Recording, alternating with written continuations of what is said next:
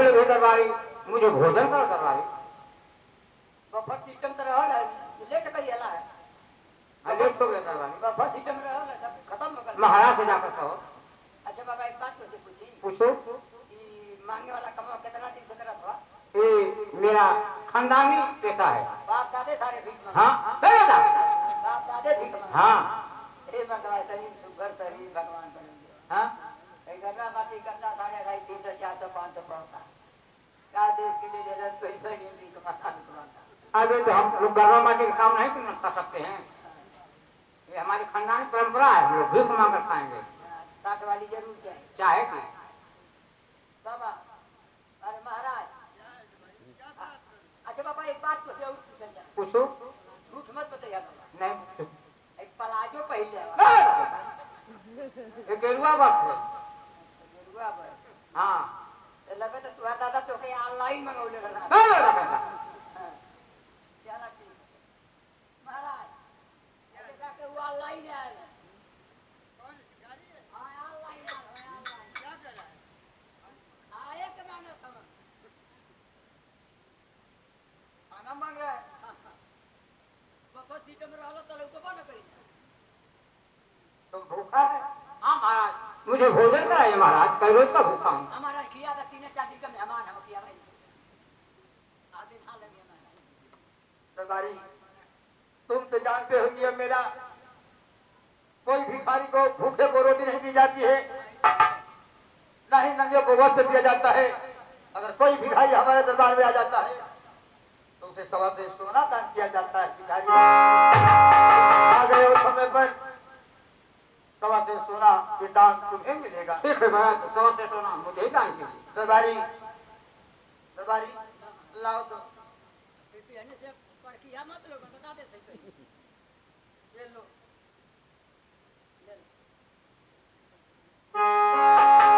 ले जा, कोई भूत बैठ के खा लो। अरे नन्ना बेटी भैया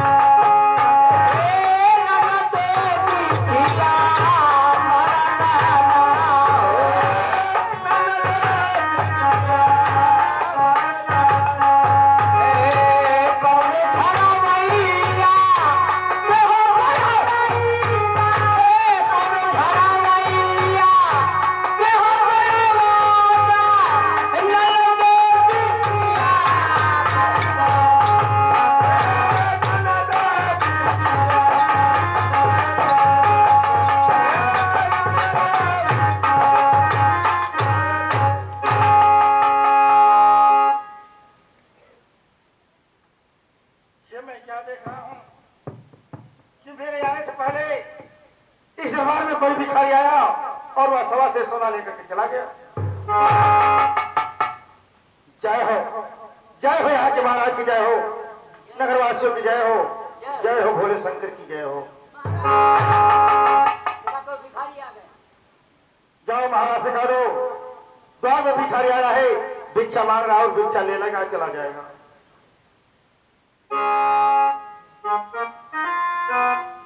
दरबारी अरे भिखारी तुम तो आने में देर कर दिया, जो सवा से सोना जो रखा था कोई दूसरे भिखारी को मैं दे चुका हूँ, तुम आए हो देर में थोड़ा,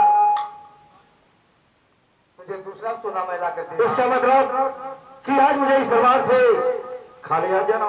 नहीं, आज तक मेरे दरबार से कोई भिखारी वापस नहीं दिया है मगर दान लिए हुए। क्यों जाओगे दरबारी? जाओ दूसरा सवा से सोना लाओ।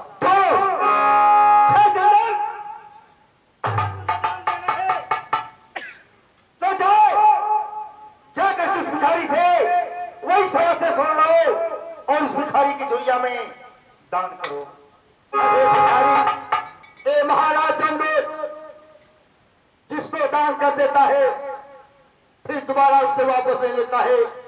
अगर तुम्हें लेना है तो मैं दूसरा सोना तुम्हें दे रहा हूँ। चलो जाओ। तेरा दिया हुआ दान हो नहीं सकता कि भिखारी इस राज हवेली से दूसरा दान ले नहीं सकता।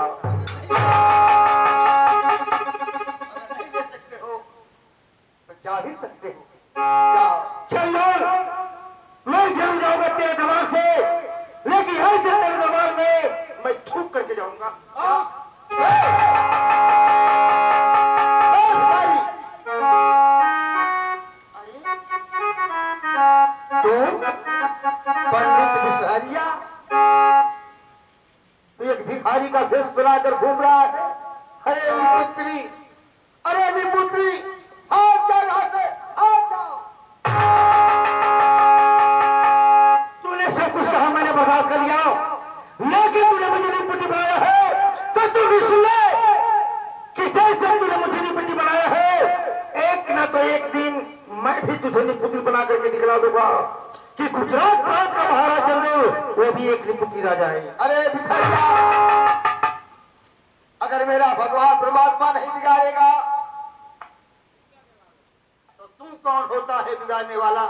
तुम मेरा नहीं करोगे।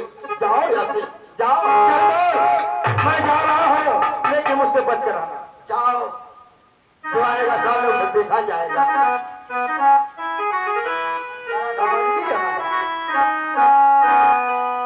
भाई, हाँ महाराज, अब तू ऐसा एक क्यों कर रहा है?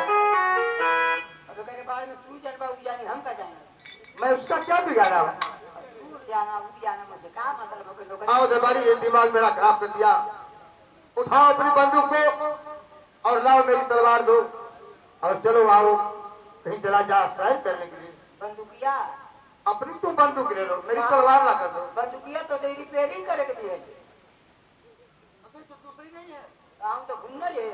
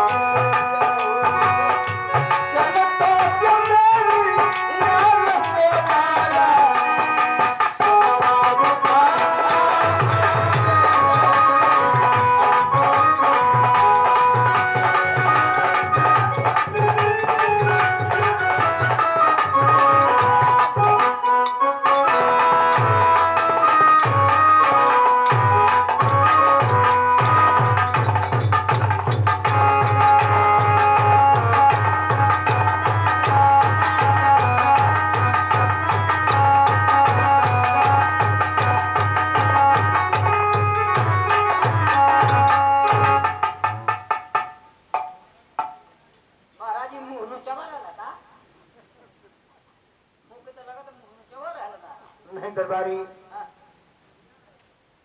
ये कोई मुंह नटवा नहीं है, ये पंडित विसारिया है। हाँ, आखिर दरबारी इतना दूर तक क्यों घूम रहा है? मैं उसका क्या बिगाड़ा हूँ दरबारी कि आज मेरे पीछे पड़ा है? उसे पूछला ना है, उसने पूछको ना कहीं नहीं जाके काम में बिगड़ लिया, का जाओ जाना के लिए लेगा। आओ दरबारी, हाँ, आओ अभ्यास से चला जा, अच्छा अब आगे बढ़ ठीक ना। वापस चलो यहाँ से। आज का दिन अच्छा नहीं है। हाँ, कहीं जाने का लाथा गई है, चला।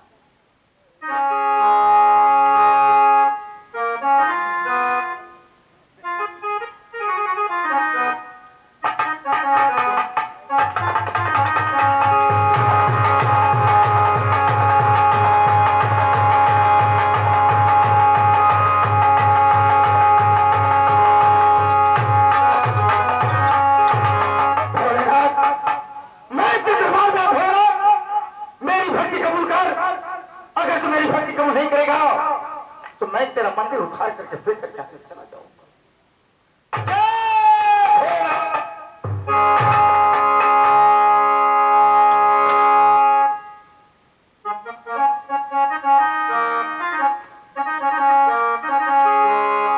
हरे पूर्वमो सुमेरु ये राम, पूर्वमो सुमेरु ये राम, ओ गला है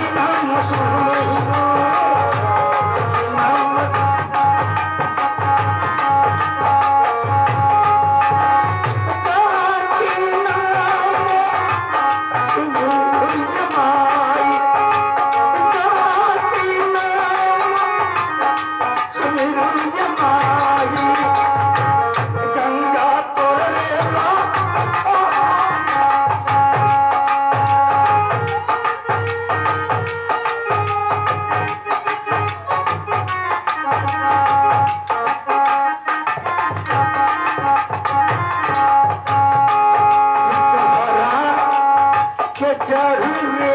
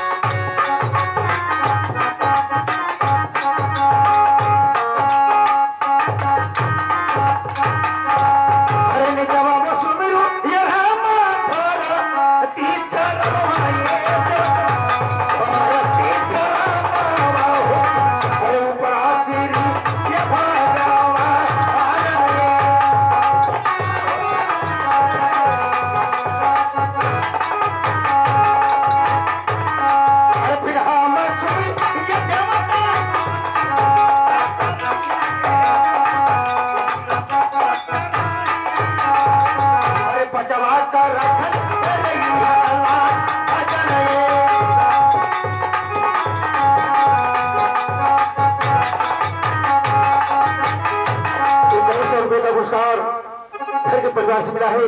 हम सबको नमस्ते प्रणाम जय भीम मुद्रा साथ करते हैं और साथ साथ इसी के साथ कहते हैं कि वो आत्मा कहीं विरक्ति हो, आत्मा परमात्मा उस आत्मा को शांति दे।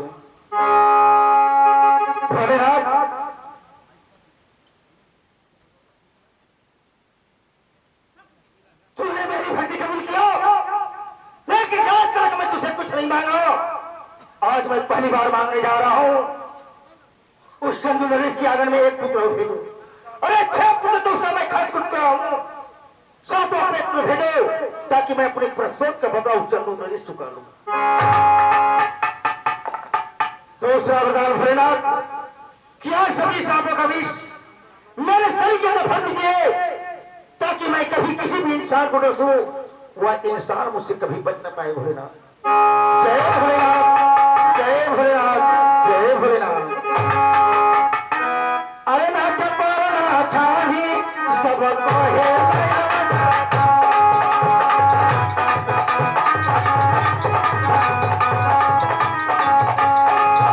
अरे ना तुरुका ना देवी सब कहे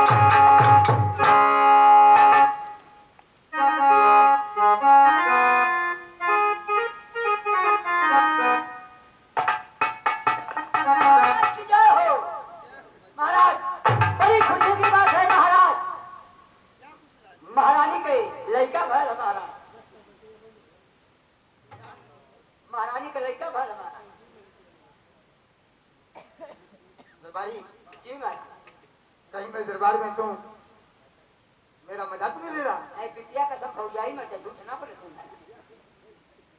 ठीक है दरबारी, अगर आज इस खुशी में तुझे जो कुछ करना है करो। हम सुहर का लड़का मारा नहीं, कोई जाओ देखो कोई दूसरे गाने बजाने वाले मिल जाए। तुहार दादा पैदा भला तो हमारा दादा का बोला, और तू पैदा भला हम गाई, तुहार लड़का पैदा भला हम गाई। बस तुम बुला ले सुहर लगा